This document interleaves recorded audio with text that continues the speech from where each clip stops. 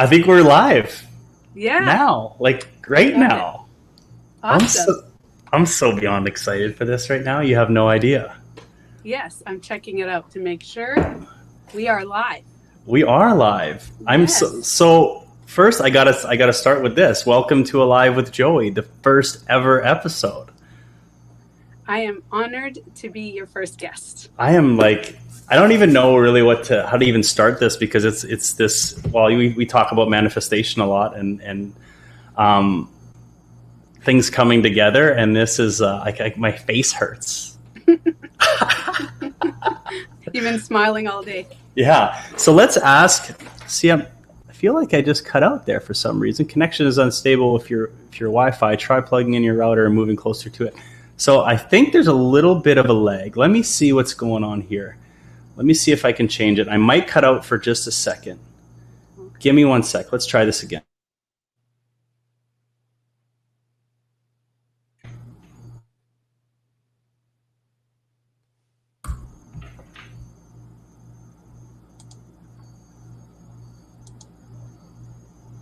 Okay. I think we're better. Yeah, I think we're good. I don't know. I could make sure, triple check right now, just to make sure we're like live and clear here. I think we're dynamite. Yeah, this video is live now. Okay, we're back at it. So, Tanya, I think we should start a little bit about you. There's going to be some viewers here that don't know who you are, what you're about, and what you bring to the table. I've been a huge fan of yours since we connected. I must have been through TikTok, I'm assuming. Yes. And we've done a few lives together on TikTok and Instagram. So tell everyone here a little bit about yourself, if you don't mind. Well, first I'll tell them how I met you. Like, I remember because it was like, so I started TikTok in April of 2021, and I was kind of like starting for fun. And then my account kind of blew up pretty fast. And what it was is I remember just thinking, I need to express everything that I have in my brain. I need to say stuff, but at the same time, process my own things that I'm going through and just kind of like say what I need to say. And I used to be on the phone sometimes for hours with friends and stuff. And I go, I could like be a friend to more than one person. Yeah. So my main thing was, I wish that I had a friend like that when I was younger, that would just be empathetic, compassion, no judgment, no nothing. Cause I was like, felt super alone when I was younger. And I thought, I'm going to be that friend. So I just started, I was fresh, new. And then the trolls came and found my page. Oof. And the day that happened, I remember the first time I wasn't used to that. And then your video appeared in my news, and you were saying to all the people making videos and the trolls, and you were so like, screw them. Like, this is about what the word, and it hit me. And then I duetted it. I was like, oh my God. And that's how we connected. But I just remember that video really, like, I was like, oh my God, he's the friend that I wish, like, you're on the same vibe. So yeah, that was fun.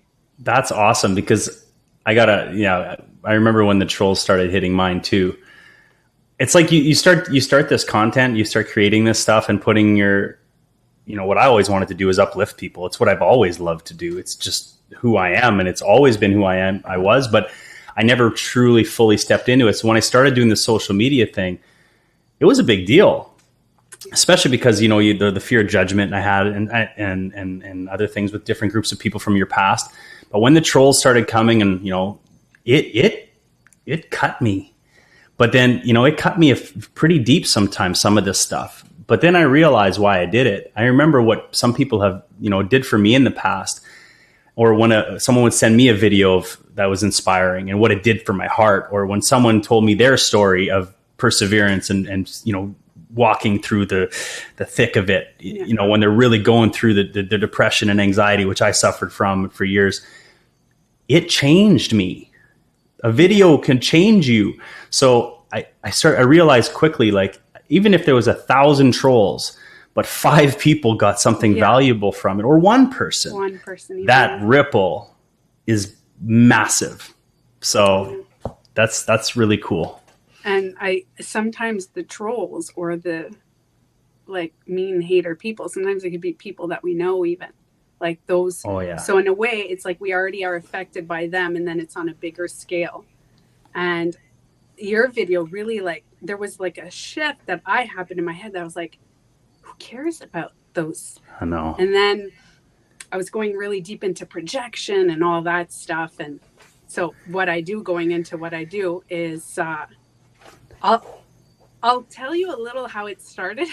Please. So back in when I was young, a lot of people didn't like me. Like, I'm talking about 3 years old. I would look, and I spoke to my mom this week before I did the podcast. I'm like, I want to get the days straight and the years of, like, tell me the stories. And she said I would stare at people. And apparently I always had these really big eyes, bigger like than my head. And I would stare at people, and it would make people uncomfortable. It wasn't like a baby cute, like, oh, this kid's looking at me. It was like, and she's like, you'd look into their soul. And then as soon as I was starting to, I'd be able to talk or express myself, I would just state things to them, just say it. But I knew, like, to me, it's hard to explain, because now I know when I see people, I saw people's, now that I know the word, it was people's shadow. So people's deepest insecure things that were so deep in themselves that they hated about themselves. I would be like, so there's a story that I just started talking, and my mom tells a story to everybody we meet. And there's this guy, and he was insecure about his nose. And I was 2. I'm like, Joe, you have a big nose. And my mom's like, oh my God, you don't say that. And apparently that was his, by far from everything in his feeling, he hated that part of himself. Right. And then the next day, I'm staring at him. I'm like, well, you don't have a small nose. And like, my mom couldn't bring me around him anymore because I kept talking about his nose. And this is one story. Move forward a couple of years. I've been called a B word at like 3, 4, 5 years old by, not so healthy adults. Right. But even forward. And I remember I thought it was a curse. Like, growing up, I was like, this is awful. I can't take this. I trigger people all the time. No matter what I said, it was like I could see people's reactions. And I thought I was just like, I wasn't being mean. And I could see it within 2 minutes that I talked to somebody. I could see it right away. It's super obvious to me. So tell me what you see. Like, because for me, I'm a feeler. So I can feel stuff. I can feel if people are hurting. I can feel that. When you say you see it, do you really see it? Or what does that look like for you? That's a deep question. That's a good question. Okay, well, I'll move into how it turned from a curse to a gift, and maybe as I say it, I'll kind of realize it, because I never actually, that's a good question. I never, it's deep. I got to dig deep into it. So I think I'd mentioned this to you, but I had this most amazing person. We all have like maybe 1 or 2 people that just completely changed our life and everything. Sure. And she was a psychologist and a hypnotherapist. And she like gave me everything for free. Like, I would make organite like when I was younger, and just like crystal things. And if you're not familiar, you can Google organite. It's really cool. And she would exchange these hypnotherapy sessions. And with her, I found out that this curse that I had, she told me how to use it and to go deep and saying, wait a minute, it's not a curse. You literally just see people's things that they don't like about themselves, their weakest things, and you'll point it out. But instead, she was helping me like navigate through the hypnotherapy and all that stuff. And all of a sudden now I went, oh my God, if I can see it, I can help people, that because it's hidden unconscious aspects, the shadow. So before people get triggered, now I can still trigger people. Sure, of course. So what do I see? How can I describe that? So I guess it's almost like how you said you can feel. So when you're with someone, you could feel that, like the emotion that they're going through, you kind of vibe on that same level, right? Yeah. So I say all the time that we're all born empaths, like all babies. Everybody is born an empath. And then through society, some people I like that. get too much of an empath. Yeah. Like, look at my babies are like receptive to hearing and smells and sounds and everything. And, but as we get older, we either put a block on it or we come to, and I see with you, you look like you use it for the balanced. I could see that, you know?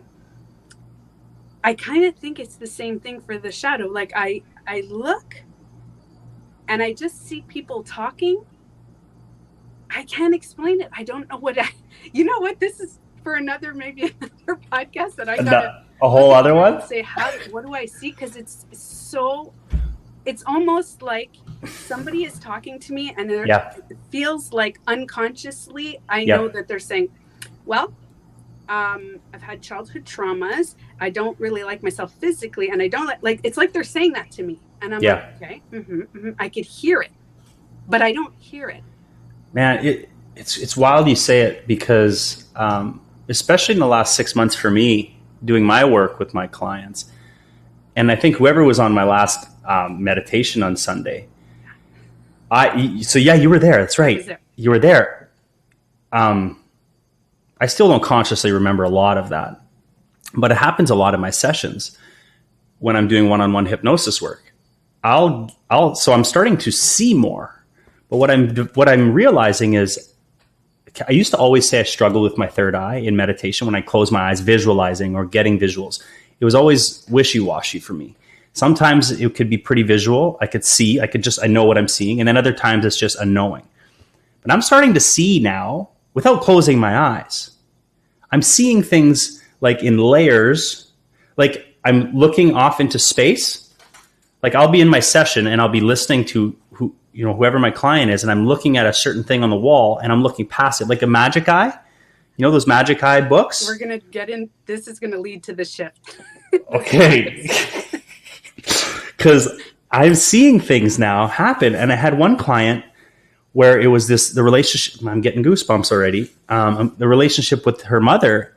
And all I seen were these webs, and then all I heard was entanglement, and all these lives. My whole body's vibrating right now, like vibrating. And all these like cords connected to all these different lives with her and her mom.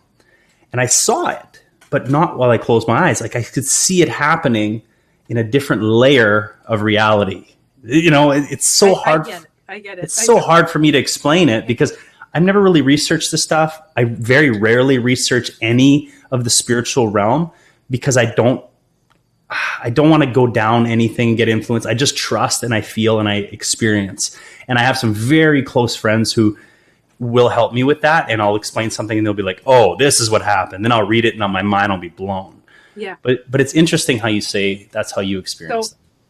Isn't it interesting oh boy, that you're seeing that, which you just said you're a feeler, right? And now, which we're going to lead into this quantum leap and the shift, you're a feeler, and now you're literally seeing the feels. Yeah. Well, what I used to think was my curse, because you probably thought back in the day was a curse to feel everybody's energy. What I thought was a curse to trigger everyone. Do you know what I'm seeing now? With my eyes open? Shadow people. Oh my God. Everywhere. To the point that I thought there were birds in my house. There were bugs flying on the wall. Every day since we talked and said, wait a minute, there was this quantum leap. Right. Quantum leap. Like we think quantum is big, but if you think quantum is like minuscule little shift. But in that tiny little quantum leap, I feel like my daughter said it to me today. She's like, people are different. Everything is altered, but the same. Yep. The same. Yep. But it's like this always explain. I'm like, I don't think we jumped dimensions, but like there's like densities. I love the way you put that. Densities. And I see it like a book. Like pages are the densities and the two covers are the dimensions. Yep. And we just shifted on another page. So it's the same texture, same thing, same drama, same stuff going on. but like there's so much more people that are elevated consciousness in this thing. There's so much. Now I'm accessing I have never seen, do you remember we talked about this? I never saw things. Yeah. I never saw stuff. I was like, I'm blocked, something's blocked. And now I'm like, and I do it on my lives. Like I do it, I'm constantly looking and I'm like, what is that? And I could look and I see these shadows and I'm not scared because they're not dark. I don't see them as dark shadows. I'm like, oh my God, I don't know what it means. But that's everything. The fact that you are able to be present, confident, knowing that you are in no danger. And because that's where a lot of people get in trouble, not in trouble. Their perception of these things is dark, evil, dense. And so it's, and you resist it and it gets tougher. It gets harder. There's more fear. It builds up and I don't want to do this. I don't want to do that. And I get it. But the fact that you're not scared, that's what allows you to really, I think, develop that. Number one. But I'm also seeing light things that I've never seen too. I am seeing both, but I'm seeing way more shadow things. Like what I mean is that picture a bird flying beside you, right? So you look and you see something in like your peripheral view. Then you look and you see the shadow of the bird flying across.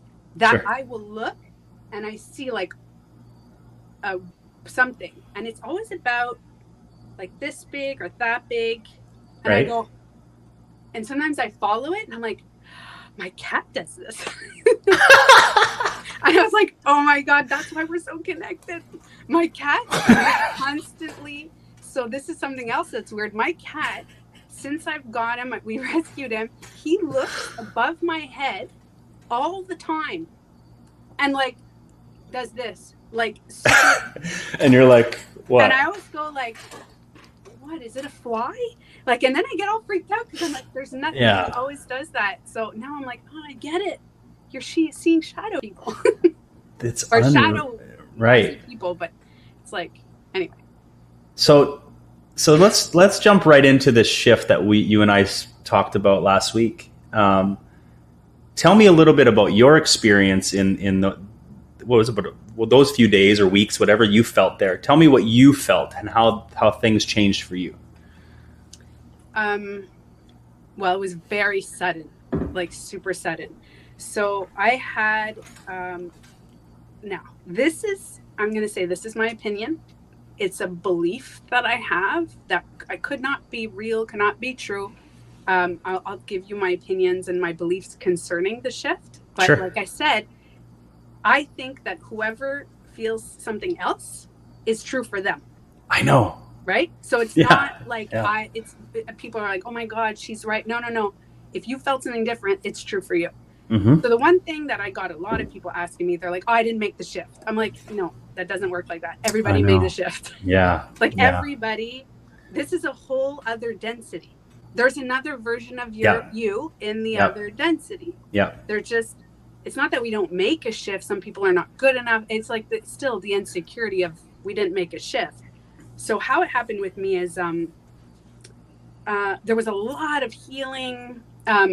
So in my childhood, adolescence, all this stuff was a lot of healing. I actually went through my dark night of the soul very young. In my early 20s and early 30s was dark night of the soul, like every day, all the time. It was like crazy. Well, for those who are, I'll jump quick. I know it's a lot to say, but I've had a lot of physical abuse, all different kinds of abuse that I don't get into too much on the SIF, but kind of like you pinpoint the different abuses that I've been through. I've been through a terminal blood disorder that I was diagnosed with. I had it from birth. They said it attacks the kidneys. I may not make it. I almost died when I gave birth to my daughter. My parents have pictures of me, stuff like that. And it was so scary during that time for everybody else. But I was always optimistic. It wasn't like positive. Yeah. Because I had my lows and I felt bad and I felt a lot of stuff in my mind. But I always had this I think optimism / gratitude. So I remember I was about to die. The doctor said to my parents, listen, she may not make it. And all I kept thinking is my daughter's in the incubator. She was born at like 3.5 pounds. And I was like, oh my God, I can't wait to see my daughter. Like, that's my thought. Right. I made it through. They don't understand how I had 7% function in my kidney for a year. And I was walking around doing stuff. They still don't understand how that worked. And then through all that, and I got abusive relationships, and I've had 2 suicide attempts as a teen. So I was at the very, very, very lowest, like super, super low. Then I went super, super high, the fake super high. Yeah, I get it. After all these things, I remember in 2011, I found Joe Dispenza, the on Gaia there. I keep forgetting. What the bleep do we know? Right. And I cried the whole time I watched this video. And that was my like huge shift. And then I just went on this path. So I went through so much dark night of the soul that when COVID hit and this thing, I had the equipment. I had worked on healing. I healed. I had endometriosis, gone, completely gone. And people get surgeries to get it removed. Nothing, 0 surgery, nothing. It is completely gone. My doctor said my kidneys, it's going to come back in a new kidney or disease. There is they can't see. They said your kidneys are equal. Well, your kidney, I have one transplanted from my mom. Your kidney is equal to like regular, no problems. They still don't understand how it's happening. So it's not because I still don't go through pain. Sure. I was sick. Listen, I didn't get COVID, but I got a really, really bad flu, like really hit. But now I just know how to go through the pain. Like it's not that I don't live the human experience anymore. Right. On Earth, it's the highs and the lows. But I'm like, shit, because I know how to go through them, now I could help people not go through them, just how. And not shame ourselves and be in pain or angry when we're not, or too low or too, you know what I mean? That authentic. So that's where I found that recently through, I'd say December, it was very like stagnant. Like I felt like I was in a pond in 2021, just like a pond. It was just, my December 2021, I felt like I was in a ditch. Oh, but I mean, that's fine. We'll talk about that a little later. Yeah, there's something sometimes, or you're in a pond, but then you get sucked into something like. But I was kind of like in a pond the whole year. I got sick. There's things, I had a disagreement in my family. There were things that happened in 2021, but because I already went, like I almost died 4 times. Literally, the doctor's like, she's going to die. So in my head, I'm like, I know what to do to go through this shit. So I went through the stuff in 2021, kind of like coasting. And then all of a sudden, and I was saying, I got really, really sick in December. Like I thought it was COVID, could be, because it was like the signs, but whatever, who cares? I went through it and I was kind of cool about it. I was like, oh, I'm sick. I didn't shame myself. And I was like, oh, I'm just going to be resting now. It's my time to take it easy. And I did all that stuff. And then all of a sudden, there was this, I don't know what it was. I have no idea. I did this meditation that I've been doing all the time. For years, I've been doing this. Same one. Sat down and I've had the Kundalini Awakening a few years ago. Like when your body's shaking and you're like, you feel like, and you're like, oh my God, what the hell's happening in your brain? Your head's going like I've had these meditations, but never like the end of December. And you said it to me and it was the same thing. It was this light, like, and I don't have it here. You have a mask. You and I have the same eye thing that we talk about. When we block our eyes. I don't want to block my eyes. It ruins the meditation. So I got this mask that has like bumps so I can open pockets. my eyes. That thing. So I can open my eyes. So I opened my eyes and I saw light. So I was like, oh, the light's on in that. And it was just like, and my body was like shaking like this super, and I felt so much pain, like pain. And I was like, my head was hurting, my back, like everything was like crunching in my body. And all I remember, I have Joe Dispenza. I'm a big fan of Joe Dispenza. All I have is Joe Dispenza saying, sit down, just keep going. Just keep going. Don't stop because you're in pain. Past the pain, like you're going to reach it. So I'm like, oh my God, I was so in pain. I can't even explain to you the level. And then all of a sudden, I was like, oh my God, it was just gone. And then I laid down. I went to sleep. Had an awful nightmare. It wasn't even like a good dream. Nightmare, like really bad. Like everybody in the world, I was just like in this weird, crazy dream. I woke up as if I was like boot camp teacher, ready to like, let's go, you know? Wow. Like Tony Robbins, like I woke up this whole new, like, all right, oh my God, I have so many ideas. I had like, and then I crashed that night because it was like high vibration. And I'm like, oh my God, it was like too high. So then I got a headache that night and I was like, okay, I need to ground myself. So I went outside onto the lower vibration. Right. We have snow here.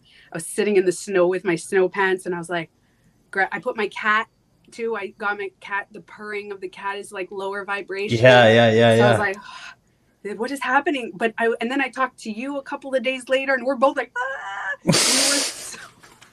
both of us. We were like, what is happening? Wow. And then everybody around me, and I know that I want to hear you too, because we haven't talked since then properly. Everybody around me, like my dad was like, well, you know, I got to respect your boundaries. I was like, what?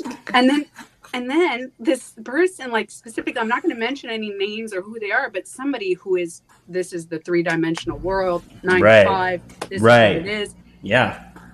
They showed up and they're like, well, everything happens the way it's supposed to happen. And you know what? There's something out there and I was like, what? Who are you? What is happening? Where am I? And everybody around me was like, well, you know, we got to look internally. I'm like, okay, something's up here. Where am I? Yeah. And then I meditated and I went and I got the vision almost as weird. You know how you said you saw the webs? Yeah. I opened my eyes and I saw like a book. Like, it's like we just jumped the quantum leap. People think quantum leap, you know, but quantum means that's an astro leap, like a big one. Oh, but quantum is like microscopic leap. And I was like, we did the leap. And then I talked to you and that was it. I was like, we made that video the same day about the shift. Like everybody feeling it. And the comments were like, yes. Like some are, you know, and some were, their shift was different. So they're like, I'm still in this, I'm still here. I don't feel anything. I'm like, yeah, but your shift is different. It's okay. But it happened. You know it happened. So here's my theory. It's a theory, like I was going to say. I meditated and I passed the pain. Yep. You said you went through a ditch. It's like, I think the shift is overcoming that fear and pain, either physical, emotional, every type of pain. It's almost like to just overcome and go through it. Don't go over it under. You know, there's a book that I read to my nephew. I don't know, Going on a Bear Hunt. I don't know if you have kids. It's you can't go over it. You can't go under it. You got to go through it. And every time I read that book, I'm like, this is so good. Right. And it's really, you got to go through. And I feel like the people who went through it, who are owning their shit and taking it, it's like that's the energy comes, the happiness, the peace, the inner peace. It's the people who are not going through it and are saying, no, I don't want to deal. I don't want to look in the mirror. They're still in the shift. It's just that their more suffering part is going to last longer. Of course. It's not like, I don't know if that makes sense. Of course it does. It's the resistance and that's what makes things, what you resist persists. It continues. And you're going through lessons. You got to surrender. I found it was like surrender season in December for me. Surrender season. Yes. Fuck. It was just like I was learning lesson after lesson, and some of them I learned 1,000 times already, but I had to go through it again, and I had to get to a point where I almost had a mental breakdown on and it was just like, what is happening? Why is this going on? Like, and then I sat with myself. It's like, Jordan Peterson said something about, you really want to take a look at your life, sit at the end of your bed and ask yourself, what are you doing that's screwing shit up? Like, really look at what you're doing, your actions, your behaviors, all these things, and ask yourself, what are you doing that is not, to me, it's what's not serving you, what's not serving your path, your mission. And there's all sorts of things. And I was like, and the ego is like, they're fine just a little bit here and there and blah, blah, blah. And no, I knew. So December was... Some things we can control and some things we can't. Sure. But that's very... But the ones you can control, your ego is very good at telling you you can't control them. So you just got to... It's that awareness. But I'm so too far in my journey to start resisting more and more. Like, I'm in it. I mean, if there's lessons, let's go. If there's learning, I'm going to learn. I'm going to do my best to pivot and adapt and be better. It's not even better. It's just to help myself suffer less and grow, because the suffering. Can I tell you something? Mm-hmm. We're still going to suffer. For sure. A lot. Mm-hmm. But I think what you're trying to say is not here. You'll suffer. Right. Because of course. Something that Matthias de Stefano said, and it resonated with me so much. He said, this is a party planet. This is a party planet. You have to master boredom to elevate and go into other planets. Yeah. You have to be able to be bored 24/7. Right. This is a party planet. This is where ego comes in, and this and that, and it's okay. But party planet comes with pain. There's the highs and the lows, and that is just being human.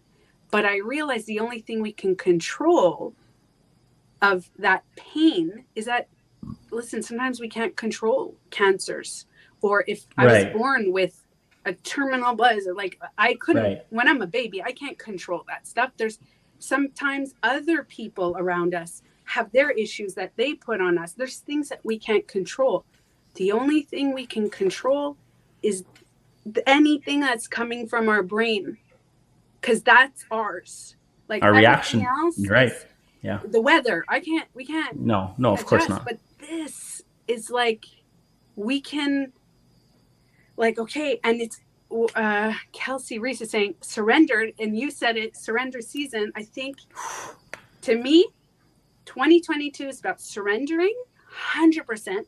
Yep. To just life. It's the what human is experience. Yeah. Not to go too low or too high. There's this, or you can go high and low and you can bounce around, but it's also boundaries. Well, and so a few things here I want to touch on is when it comes to the surrendering part. The word surrendered, for a lot of people means no surrender. I'm never surrendering, but that's what surrender means to them. And then as they evolve, they realize that it changes. For me, I was talking to someone the other day, and I can't remember. We were talking about our moments with God, those moments in our life that we could not deny the oneness of everything. And I think you've had these moments that are so... Was I talking to you about it? I might have been talking to you a little bit, maybe not. But I had 3 or 4 moments in my life where I experienced that oneness so clearly and sober. Okay, no psychedelics, no nothing. And every single time is when I was in the shit so deep. The anxiety was through the roof. I wasn't sleeping. I was a wreck. I was not eating. I wasn't meditating at the time. It was my dark night. But then I remember going out on the deck one time and just kind of like getting on the deck, took this breath of fresh air. It was like early spring day, so snow was still on the ground, still really cold, but bluebird sky, the sun shining. I took a deep breath, and the air hit my lungs like never before. All of a sudden, the sun hit me, and I just felt everything stop. And I let the fuck go. I just stopped resisting, and I just allowed the moment to be the moment. And I just started bawling. Like, it wasn't sadness. It was just relief and knowing that it was just wild. So we were talking about this. I was talking to this with someone else, and he was explaining his moments that he's had with God or universe, source, whatever. And every single time it came in a moment of surrender, true surrender. Yeah. So, so listen, there's a lot of, I'm somebody, although extremely feminine energy, I have a very logical science that I need facts. There's something in me that I'm like, yeah. And it's funny because I used to think that, no, I have to just trust and have faith. And then I think that the upbringing that I had was so very, like the people very close to me were very religious and tried to put it on me. It's a long story. I'm not going to get into that. But I guess I broke free of this. So I needed facts. And then I realized through facts how we are one and everything's connected and all that stuff. Right. And the cool part that I realized that there's two facts that I keep coming up this week. And I've known this for years, but it kept coming up this week. And I go, I'm going to mention it on the podcast, is we live in a unified field, right? This is a unified field, meaning like the air that we breathe is unified. We don't see the air. Like you see the air when you have smoke, incense, anything like. Sure. It's not dense like water or smoke or all that stuff. So we don't see it. But it's doing the same thing as water. Like you see how water waves when we move around, when you're in the pool and you're waving around, the air is doing the same thing around us, but we don't see it because there's no density to this air that's visually, whatever. So there's this thing that they said that, and this is from Albert Einstein, and there was this whole debate many, many years ago that they took blood from someone and they brought it to a whole other lab in another town, okay? And they put poison on the blood in one lab, and the other poison was reacting. There was nothing being done to that blood. So the poison is reacting. And when I'm reading this, I was like, what? What is happening? Like, so they put poison on one, but the blood in another vial. So Albert Einstein is like E equals MC squared, which to him, that means that energy, it's like sending information. Sure. So he believes the blood is saying, react, Right. Hey, dude, react. I'm getting poisoned. You also have to react because we're connected. So he believes that. Other scientists believe that there's an energy field that connects them that we can't visually see. Of course. But regardless of those two theories, that means energetically, even though you and I have physically never met, there is an energy field just by talking, because emotion is energy in motion. And as soon as I share an emotion with you, I'm sharing some sort of quantum energy, this invisible stream of energy that's connected. But imagine everybody in the world that is connected. So you're connected with all the people you've ever met physically. Sure. And I'm not going to say, but apparently your wife and I come from the same town. So maybe we bumped in. There's an energy field. So imagine all people with strings. Sure. And we're walking around and our strings are just like tangled in a web around the world. And that's how I visualize it and go, we are all connected. And this is just on planet Earth. Imagine beyond. So this is how my brain works. I find it so fascinating because I love the science stuff. I really do. I love if you give me the book and maybe it validates something I felt or known or had a feeling about. But I'm the opposite. I'm the mystic, right? I'm all about the flipping magic. I don't care how it works. I just know. I know this is it, and this is how I feel, and this is what's happened. And I guess I'm just the other side of it. I just love the magic. I love it being like this big, flipping, almost weird fairy tale of energy and explosions and just all this the vibration of things. And then, but when I do read the scientific stuff that backs it up, it's just so interesting. But I never go search it out. She's like, I don't know how you do it. I don't know how you memorize everything. Like every time I read a book on quantum physics, I will memorize and there's something in my brain that is, and that I was writing a book I started, I never finished it, but on the divine feminine, masculine, all that within us. And it's funny because when you're connecting with the feminine energy of emotion, you don't care about that stuff. And it's funny because I live with a lot of femininity, but I completely connect with the masculine in me that is constantly looking for the logic and the facts and the stuff. But facts back it up anyway. Right. So I want to jump in a little bit into, we were talking a little bit about the boundaries, and you had recommended a book that has kind of changed everything for you when it comes to boundaries. And I mean, we all, I think, somewhat or have struggled with boundaries in our life, with family, friends, doesn't matter. Tell me what you know about mastering your boundaries right now, and so what you've learned from this book. It's going to change your life. It's going to change everybody's life. I feel like I should get a cut on this book. Like, this woman has no idea I exist. Nedra Glover, she has no idea. And I think I've sold at least 100 copies on every platform, anything. And I'm like super, super obsessed because I have a few books that have changed my life. In 2011, I read The Shadow Effect. Blew my mind. You Can Heal Your Life by Louise Hay is beside my bed since 2012. It's all old and crusty. I keep looking on it all the time.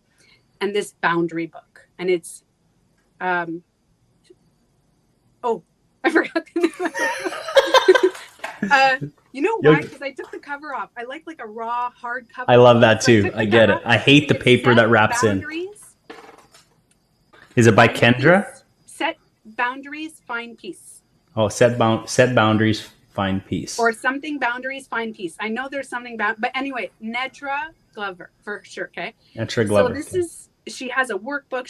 So anyway, I made videos on my YouTube, stuff like that, a long time ago. And the way I explain boundaries all the time is we are the babies of boundaries. We're not newborns. Our parents are the newborns of boundaries because our grandparents, and my daughter was just telling me today, she's studying history, and what she's studying now is exactly my grandparents, like when they were little.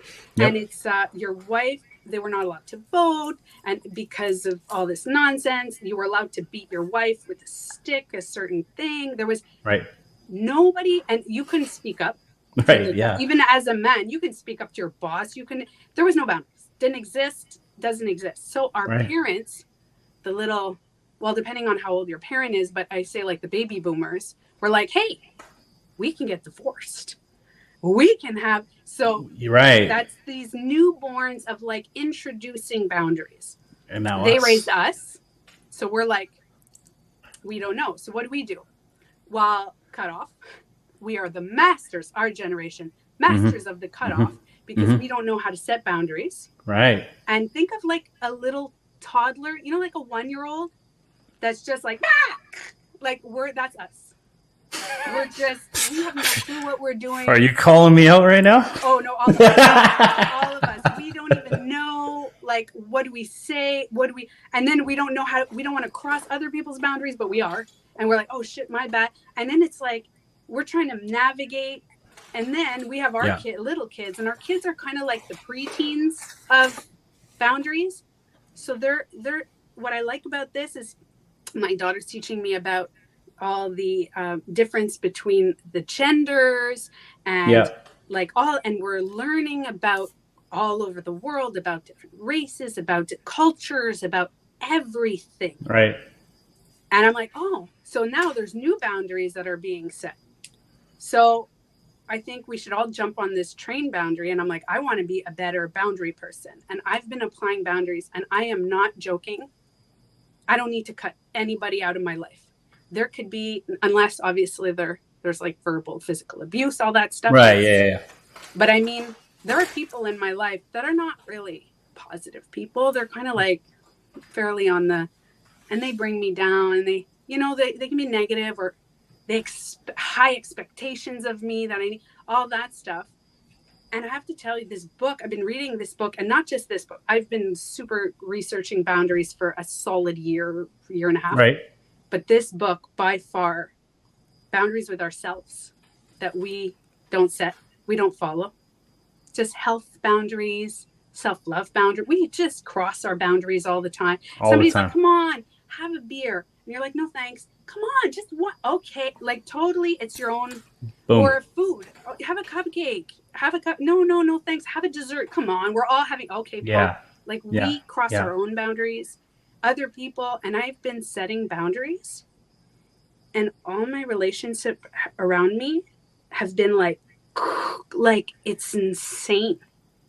And so it's so easy. It's so interesting. For me, I noticed something with speaking up and using my voice, especially at home, at home with family. And, a lot of times my wife would be like, okay, we're going to do this, we're going to do that. What do you feel about, going on this trip for this amount of time? Yeah, whatever. That was me. Always. And deep down, I'm like, man, I really don't want to go for that long. I don't really think that's going to be good for this. I have clients, I have this, all these things are running through my head, but I don't say it. I don't say shit.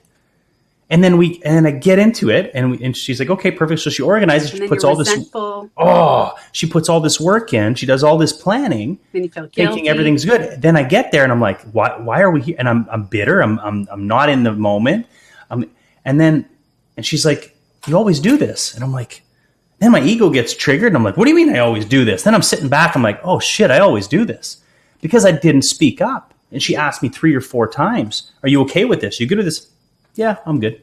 That's has a lot to do with spiritual seekers and people like that, because we struggle with, let's just go with the flow. Just, you know what? Yeah. You want to go like that? Sure. You know what? Where the journey takes me. And then you're on the I hate this journey. Yeah. So we have a tendency to disregard any of our feelings. So this is a game changer sentence that you can ask yourself every time. Like this changed my life. Every time somebody says something, either want something from you or expect something, or something is making you uncomfortable, whatever it is, you have to say, do their feelings matter more than mine? Every time. But there's a part of me that goes, it always does. But there's that part of me that goes, their feelings matter more. Now this is the secondary. So sometimes, yes. Like I keep thinking about, what if like you're with someone and they're not doing well? And I was just thinking, because I know somebody with cancer and they needed me, and hey, I need you. Yes, their feelings matter more than mine right now. Like, definitely. But if you're saying that all the time, yes, everybody's feelings matter more than yours, then you have to ask yourself why. I know. Absolutely. Just why. That's it. And sit. And sometimes it's not about resolving it. You just go, oh shit, why? No. Both of our feelings matter. And then you come to these compromises and saying, hey, listen. And by the way, boundaries, all you have to say, instead of getting that angry, is just repeat the simplicity of a boundary. It makes me uncomfortable when. Boom. That's it. And it's really tough at first, but you just keep so when somebody crosses your boundary, that's when you say that. See, even in that situation or the scenarios where I said, my wife will plan this and plan that, thinking everything's great. If I would have just said, it makes me uncomfortable to not be, I don't want to say it. You could just say, actually, I don't want to go that long. Right. And that's what comes back and says, right. Well, I do want to go that long. Then you say, it makes me uncomfortable when you're making all the decisions. I would like to make them together. And it is so funny, because it'd have been simple for me to say, look, instead of this 3.5 weeks, 4 weeks that kind of developed into that, because I didn't speak up, I would, a week and a half, 2 weeks would have been fine, because I'm one of those people who I don't want to say need. I really enjoy having a solid foundation, a place to my office is here. I know kind of a routine. But when I'm bouncing around all the time, I get very ungrounded. I'm all over the map. And if I would have just expressed that, I don't think that's Actually, a good idea. That's the thing. This is the thing with boundaries. We don't have to express anything. I know it sounds funny. We don't owe even the best, closest people to us. We don't even have to say, well, when I go around, because people, when they cross our boundaries, they're going to go, well, why? And you said, well, it's what I'm feeling. Now, if you want to go into, listen, when we bounce around, it gets me all over the place. And you can. But what happens now is now you're going in the justification. Damn, you're making me uncomfortable right now. Healthy boundary that is just what it is. And guess what? No joke, guarantee, I'm telling you, this is a game changer. You and your wife are going to be like this. You set boundaries, your wife is going to be, at first, there's always a little resistance because it's not because she's a bad person. It has nothing to do with that. It's because you taught her to do that. So to her, it's like, of course, what happened to that version of you? Because it's always not though. You know how fun your wife. So let's say this is the cool idea. Let's say you say that, but your wife's like, well, I do still want to go for that time. Sure. Then you're like, well, I'll come back. And then you hook up with one and maybe she'll have a blast with like a girlfriend or a friend of hers and she'll like link up and she'll have a whole week to herself. And then I'm telling you, I guarantee, I really don't want to forget saying this. All boundaries come with guilt. All boundaries. And if you feel guilt, it's because you're a human being and you have compassion. If you have no guilt, maybe you should go, wait, there's some narcissism there. Oh, I have no problem with guilt. But that's it. But there should be a little, not too much, but a little like set a boundary and you say, this is what I'm feeling. Set. And then if you're feeling, people take the guilt and then go back and just go, you know what? Let's just go for the 3 weeks. Forget what I'm feeling. And all of a sudden your feelings don't matter anymore. When in fact, her feelings matter. Your feelings matter. Sure. Exactly the same. So there's compromises that could be done. And I'm telling you, I'm speaking on like the results. I have a long-term relationship with my father we struggled with boundaries a lot. Boundaries have a lot to do, and you'll read in the book, the first few pages all have to do with alcoholism, drugs, stuff like that, empath, all that stuff has a lot to do with having zero boundaries whatsoever, trying to like navigate around, you don't know. So we've had that situation, my dad and I. It is like, my daughter was like, who is he now? Like, what happened? What happened to him? He's so nice all the time. And I was like, first of all, I was like, maybe it's the shift. Sure. But then I think a lot of it has to do with boundaries and with friends. And it is a game changer for self-love and self-acceptance. And then you'll realize that everybody else's boundaries matter. And you'll start being very nice to other people's boundaries.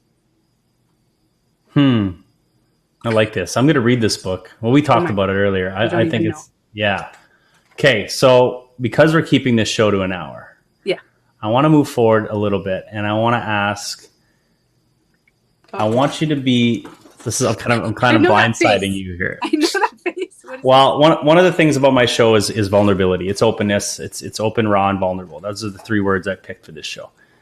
If you could be vulnerable with us now and tell us one thing about you that you've maybe never shared or don't often share, what would it be?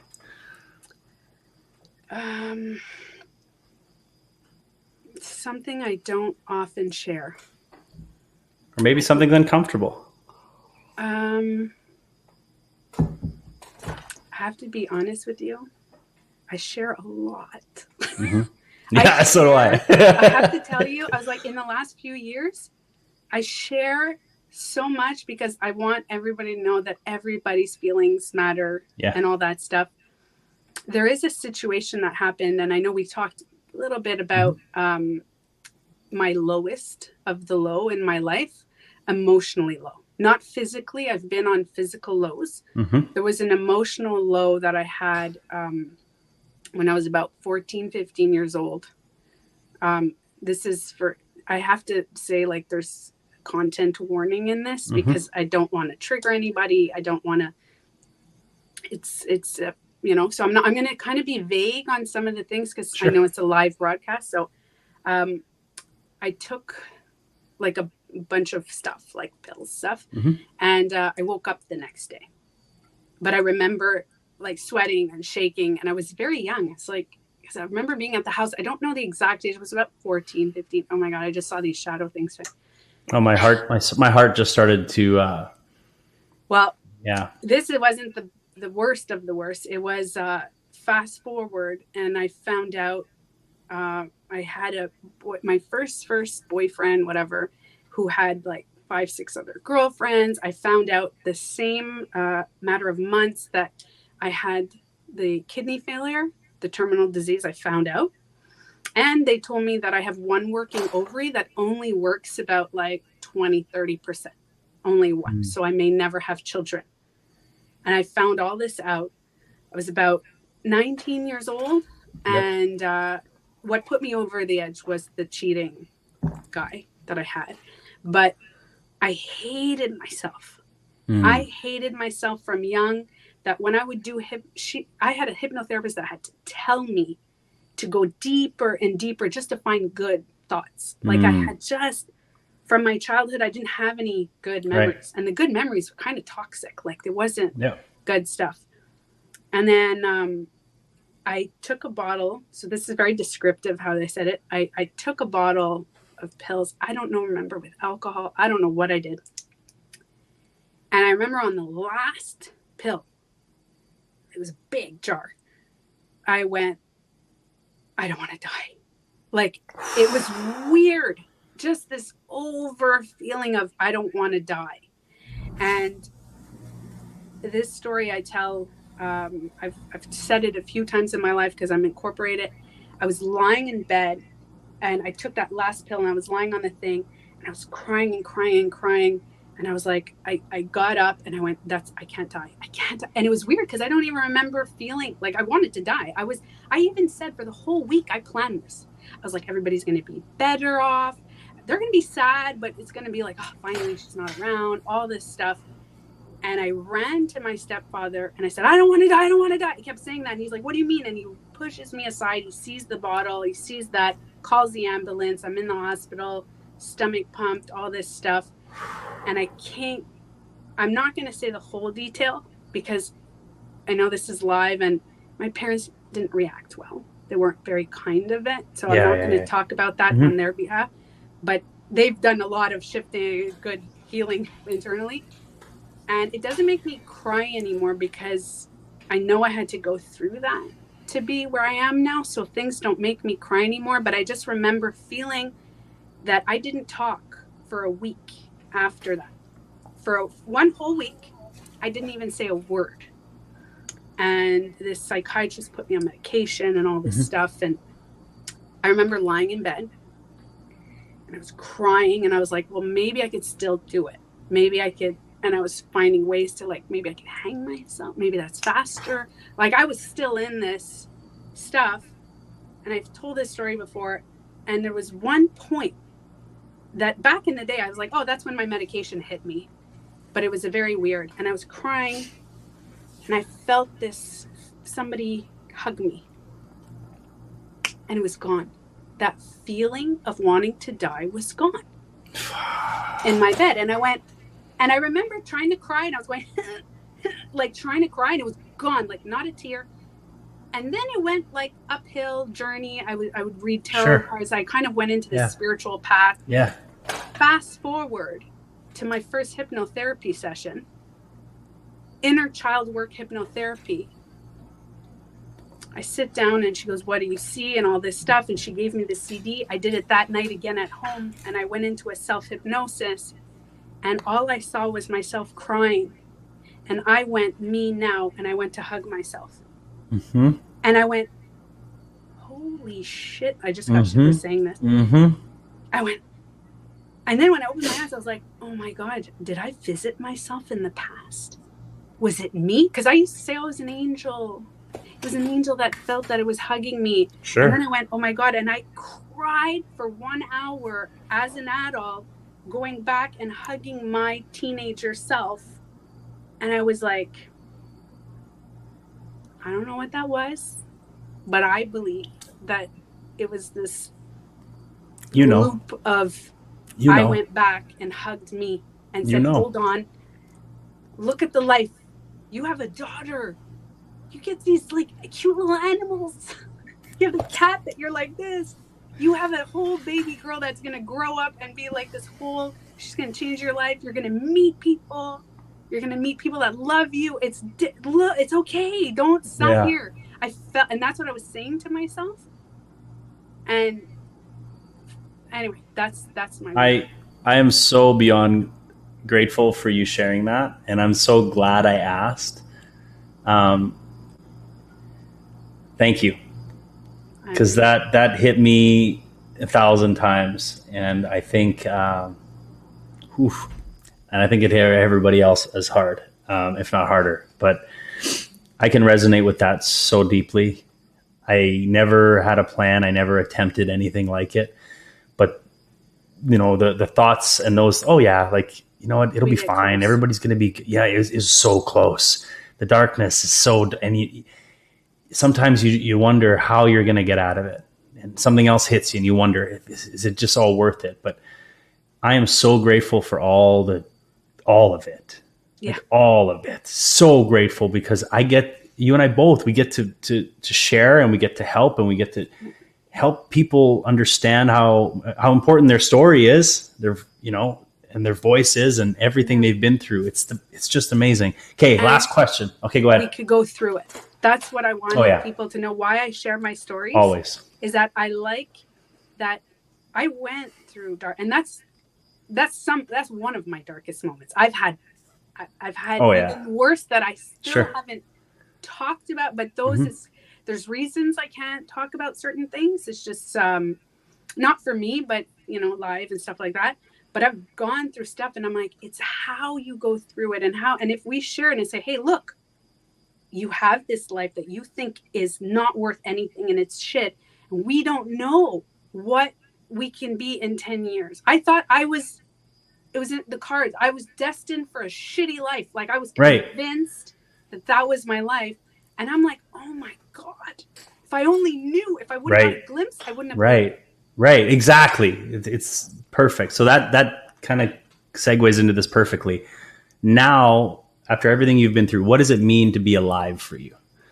Like, what does being alive mean to you now? That's a deep question again. Experiencing. That's it. I call myself an earth ambassador because I feel like there's some sort of level of, I want to help heal the planet. But in order to help heal the planet, there's people that are living on the planet and that we are part of it. We're in an organic thing that's on the planet. But I think everybody here, we're all just experiencing. I've experienced sickness and I realized that my thoughts were worse. I had 6 surgeries. I am butcher. You look at my stomach and it's just chopped up. But my emotions were always worse.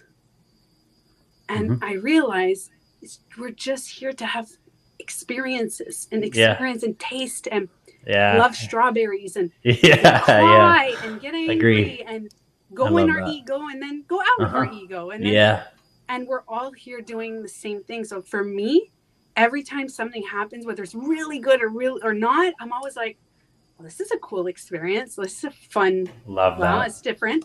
So that's what it means for me. I love that. Tanya, thank you so much. Thank you for having me. I'm so grateful. And thank you everybody who tuned in. I think we had 70, 80 people already for the first time. This will be available on my YouTube channel to watch. We're keeping everything raw and uncut, like unedited. This is the point of this show for me is to connect with everyday people and hear their stories and hear their why they're here, why they're on their mission, why they chose life again. why they chose to step into who they are. And that's what this is all about. So I'm sure I'll have you on again. I'm sure everybody's going to ask for it. So, well, we always have fun together. Always. And I'll eventually, in the long run, maybe I'll do a podcast. I don't know if I'm yeah, a you will. podcaster. Of course. Well, you'll do something big. Yeah, there's more things to come in the future. I know that for sure.